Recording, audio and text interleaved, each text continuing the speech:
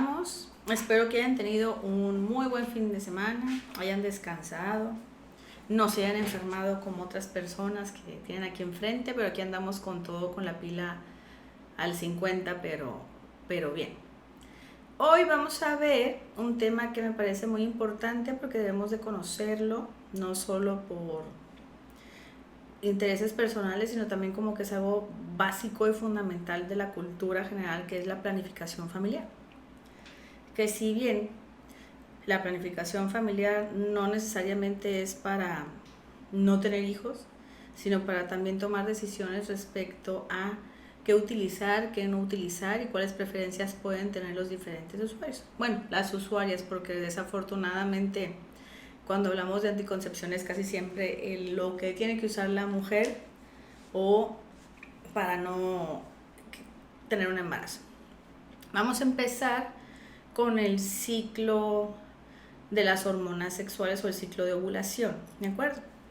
Porque de aquí, el que nosotros lo sepamos, vamos a poder identificar cuándo es el tiempo en que una mujer se encuentra en un periodo más fértil y cuándo no puede haber un embarazo. Entonces, en mujeres con ciclos regulares de 28 a 30 días, podemos establecer que la ovulación se va a presentar 14 días después que inició el periodo menstrual. Ejemplo, si te bajó el 7 de agosto, ese es el día 1. Entonces, tu periodo de ovulación va a ser del 21 en adelante. Entonces, para esto ya tenemos muchas aplicaciones que nos ponen un circulito, nos ponen los 28, los 30 días y van calculando cuál es tu periodo máximo de ovulación.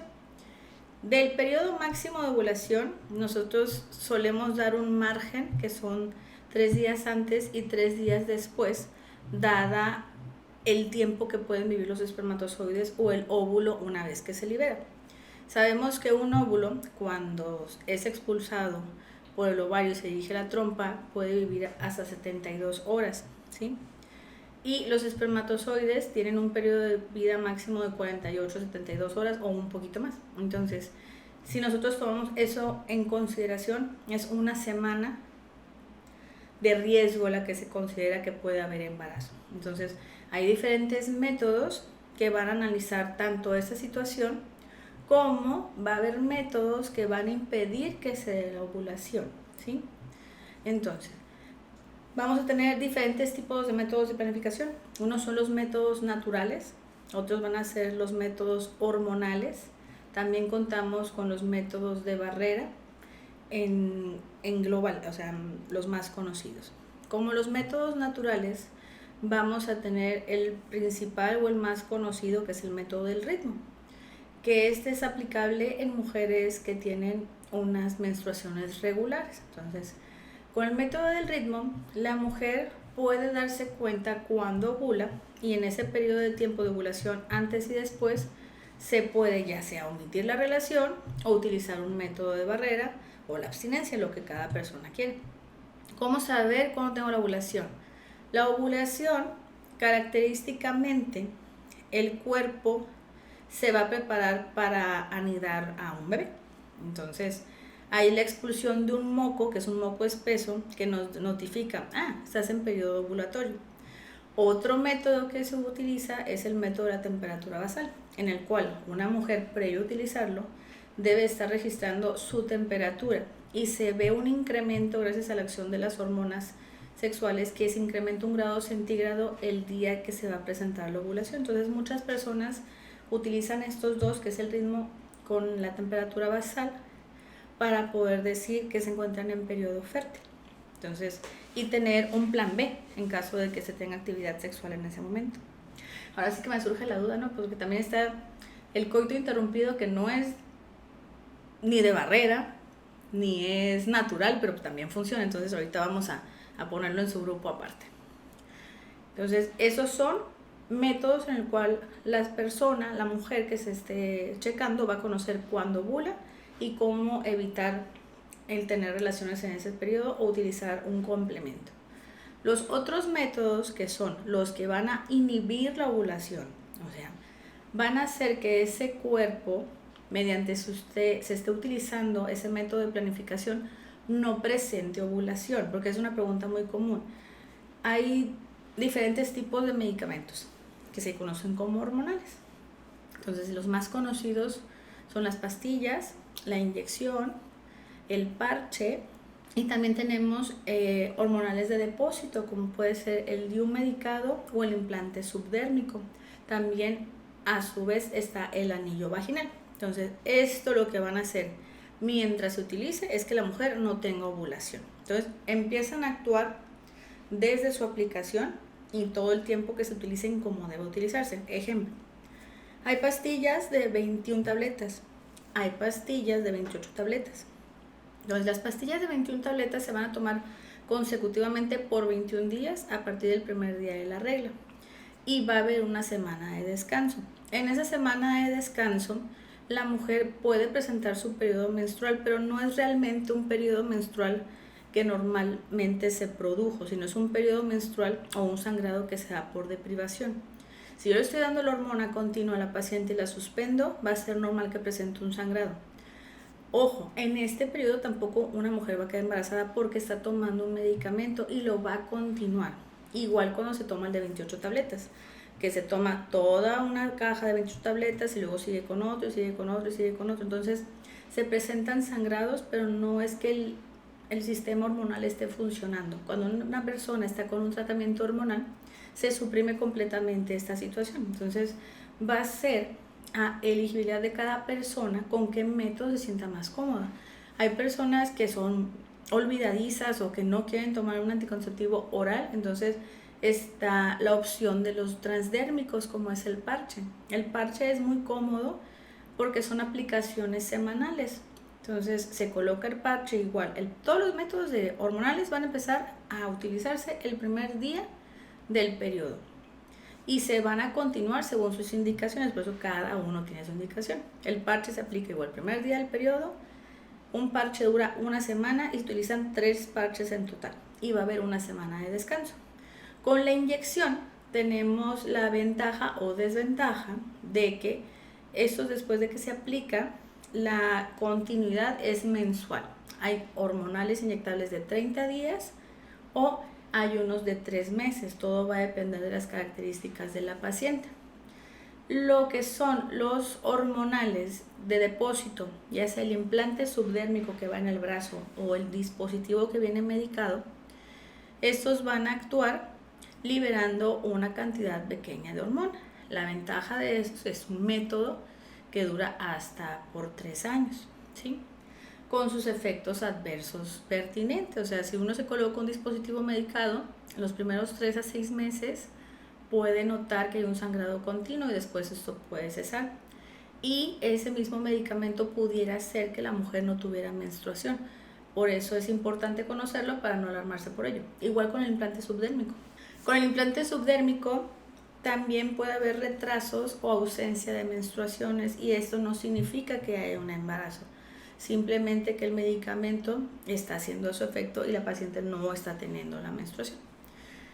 Tenemos también los métodos de barrera, principalmente el más conocido es el preservativo, pero también existe el diafragma femenino. El diafragma se coloca vía vaginal previamente a la actividad sexual y se recomienda combinarlo con un espermicida. Así como los preservativos ya traen el espermicida integrado, el diafragma no. Y si se utiliza con regularidad y se le da un buen uso en cuanto a limpieza e higiene posterior a la actividad sexual, puede durar un diafragma hasta 1 año. Otros métodos que conocemos o que existen son el dispositivo intrauterino no medicado, que las diferentes variedades que se presentan, lo que van a condicionar es una situación de inflamación crónica y esto va a hacer que los espermatozoides no lleguen a fecundar al óvulo. Entonces, ¿qué método va a ser el mejor para cada paciente con el que la paciente se sienta más cómoda? A fin de cuentas, tenemos muchas situaciones en cuanto a dispositivos, por ejemplo, el que si forman o son predisponentes para formar cáncer, que se ha visto que el uso prolongado de ellos por más de 10 años continuos sí pudiera condicionar factores o alteraciones que pudieran manifestarse en el seno. Otro de los mitos más comunes es la situación con fertilidad, de que se piensa o se dice o se escucha que si yo utilizo un método, esto va a hacer que yo no me pueda embarazar a la larga. A fin de cuentas, lo que está haciendo el método hormonal es poner una pausa en el ciclo ovárico, o sea, el ovario está en reposo y no está funcionando mientras esté tomando el medicamento. Entonces, una vez que dejemos de utilizar este método de planificación, el organismo va a volver a funcionar. Pero nosotros realmente no sabemos qué mujer que es usuaria de un método de planificación va a tener problemas o no reproductivos, porque para empezar está buscando no embarazarse. Y ya después que lo dejan, no sabemos cuáles pacientes sí tienen un problema subyacente de fertilidad que no lo sabíamos de antemano. Por esto es que debe de haber una asesoría preconcepcional para ver las opciones que existen, para ver qué características tiene cada método de planificación y hacer la recomendación más adecuada según nuestro tipo de paciente, porque a veces se viene a la consulta sin idea de qué métodos existen, o se viene ya con una idea muy específica porque lo escucharon en X o Y o tal parte, pero a lo mejor ese método no es el indicado o el más adecuado para la paciente que estamos viendo en general. Por esto es importante que sepamos cuáles son las principales características y por cuánto tiempo quiere utilizar un método la paciente. Porque si es una paciente que realmente quiere esperar 5 o 6 años para tener un embarazo, o sea, el dispositivo podría ser una opción. O va a haber pacientes que no quieran métodos hormonales. Pero también están las pacientes que están muy en conciencia de su cuerpo y saben cuándo van a ovular y ellas prefieren el ritmo. A fin de cuentas, el método de planificación va a depender de la mujer y de qué tan tu apego exista a ello, ¿sí?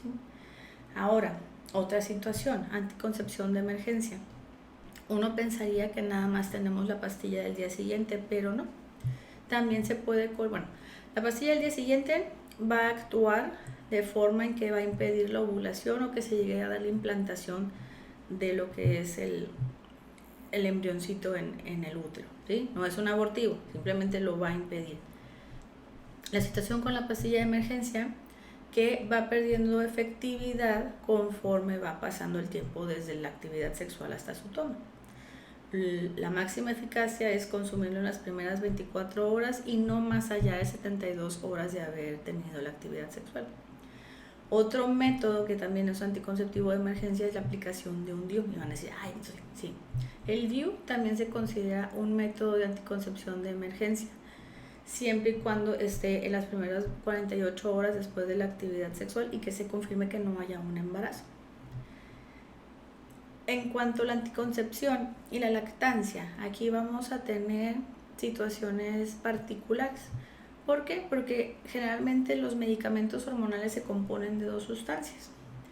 Los bebés no deben estar expuestos a cierto tipo de sustancias. Es por ello que existen medicamentos especiales o específicos para la lactancia. Tenemos medicamentos que son anticonceptivos orales, o sea, es una tableta que empieza la mujer 6 semanas después de haber tenido a bebé. O también tenemos métodos que son inyectados, pero también son hormonales. Ahora, la situación también es que cuando una mamá tiene bebé y están con lactancia materna exclusiva, muchas veces no van a presentar su regla, no van a saber si ya tienen su menstruación o cómo está el ciclo ovárico. Entonces, hay que acudir, es importante por eso esa cita al mes después del nacimiento del bebé para saber cuáles son los métodos que han pensado o cuál es lo que más se recomienda. ¿Qué otras dudas en anticoncepción o qué otros mitos? Que sube de peso. Hay medicamentos que pueden condicionar una discreta retención de líquidos, pero no es que generen un drástico aumento de peso, pero sí se considera un efecto adverso que puede pasar. Eso sí, no se recomienda un método hormonal en mujeres que sean fumadoras activas o que tengan problemas de insuficiencia venosa o trombos o alguna situación que se pueda agravar, porque sabemos que el uso de anticonceptivos sí puede afectar la formación de más coágulos. Al igual el uso con cierto tipo de antidepresivos como lo es fluoxetina o paroxetina, porque absorbe o retrasa la absorción de estos medicamentos. Entonces, es muy importante, hombres y mujeres deben traer esto al alcance, inflarlo y usarlo bien, no como ciertas, mira, ya abriéndolo, el ejemplo, así se debe de abrir, retraes el condón hacia atrás,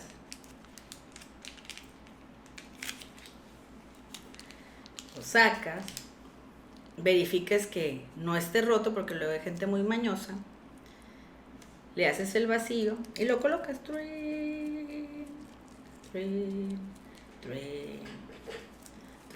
y ya si quieres inflarlo pues lo inflas de chingas más y que salga volando cuando quiera. Pero también es importante saber que hay preservativos femeninos. Los preservativos femeninos se van a recomendar porque van a cubrir toda esta área. Son más grandes, entonces se coloca como un arito, se inserta y se abre aquí y queda el peine protegido. Entonces ese es otro método opcional. El DIU. El DIU mucha gente no lo quiere, que porque les genera incomodidad, les genera dolor o alteraciones en el sangrado, que esos serían sus principales efectos adversos. Pero el objetivo del DIU es que quede colocado aquí. Que quede colocado aquí y no se dé un embarazo. Idealmente. O una novedad que tenemos que es el anillo vaginal. El anillo vaginal va a ser un anillo que tiene un medicamento y este se va a colocar vía vaginal y ahí se va a dejar por 3 semanas. Actúa 3 semanas, pasan esas 3 semanas y la misma usuaria lo saca y se lo retira. Entonces, cada día siento yo que tenemos más opciones y más cómodas a como era antes de que lo que hay y aguántese y tenga todos los hijos que va a tener. A fin de cuentas, planificación familiar debe ser algo consensuado y pensado. Y en la actualidad no podemos decir, ay, nada más me cuido con un método y no utilizar un método de barrera.